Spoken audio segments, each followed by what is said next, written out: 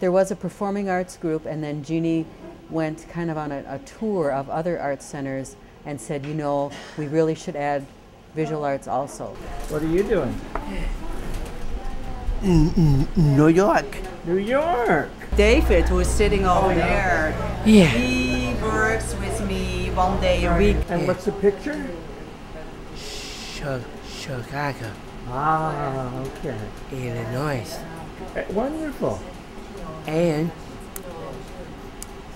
Michigan Lake.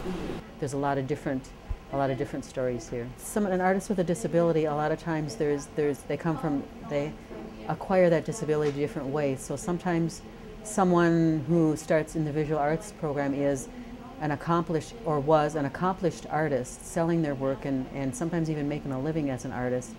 Something happens, they then have a disability, and sometimes they still want to do art, but they need to find a way to do it differently so that they can again say, I am an artist, even though I don't do it exactly the way I did it before.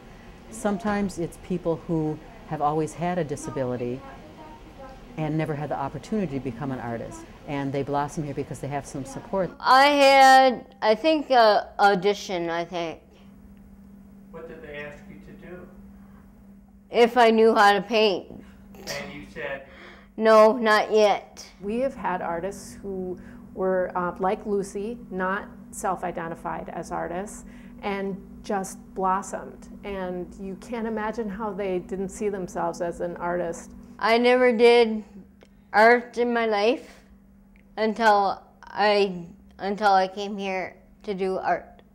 I was brought to Interact to connect our artists to the wider arts exhibiting community so that we're not just in a special niche, but rather that we're part of the whole contemporary community. It's very important to us that our work be out in the community, connected in other venues where contemporary art is shown. Even artists without disabilities, the hardest thing is to sell your work, and it is for our artists too. We have a multitude of work downstairs and upstairs that is just here, and they're producing art and more art all the time, but there aren't as many galleries or as many people that know about Interact as what we could fill up. So Wells was hired specifically just to do that, to find a place for it to go, to make sure we have shows and successful shows and partnerships within the community where our art can go. Once I got really good, I had a whole bunch of paintings and art shows, and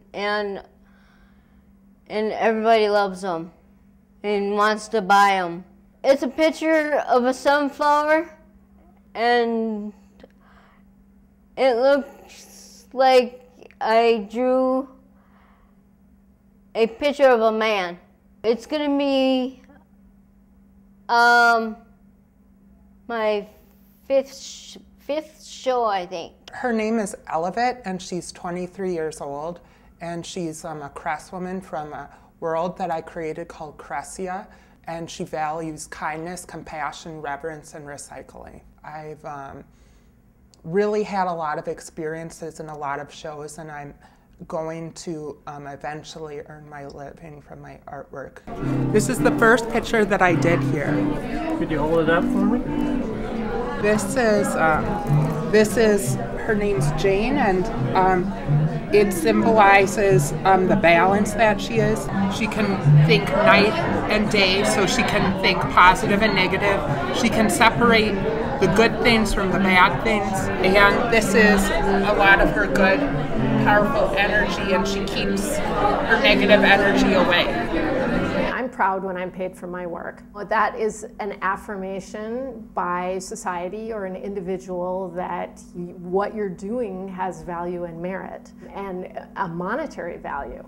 So that's a terrific feeling for anybody. And I think that it is very important to recognize the significance and the quality and the strong artistic practice that goes into the work, and a great way to recognize it is to be paid for it. 15, 15, 15, 15, 15, 30, 20, 40, 40, 30. 30, 25. This teapot and this cup are all usable. I don't recommend that you put the teapots on the stove though.